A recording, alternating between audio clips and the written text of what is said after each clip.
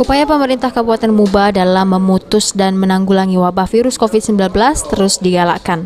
Bertempat di Gedung Dharma Wanita di Jalan Merdeka, Kota Sekayu, pemerintah Kabupaten Muba dengan Polri memberikan vaksin kepada lebih dari 200 lansia. Pemberian vaksin terhadap warga lanjut usia ini bertujuan untuk mengantisipasi atau menekan angka korban dari keganasan virus COVID-19 yang rata-rata adalah orang yang berusia lanjut.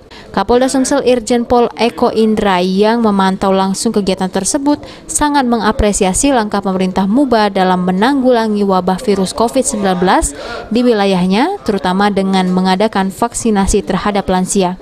Kan hari ini saya datang ke Muba apresiasi kepada pemerintah Muba atas kegiatan yang dilakukan hari ini.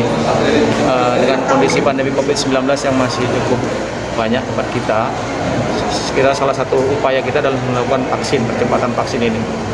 Dan kebetulan juga untuk vaksin yang khusus untuk lansia ini memang kita masih minim di Sumatera Selatan.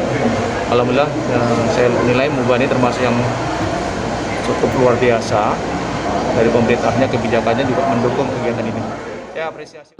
Kapolda pun berharap agar Pemkab Muba terus konsisten untuk berperan aktif dalam rangka memerangi dan memutus mata rantai penularan wabah pandemi virus COVID-19 yang kini masih terus terjadi.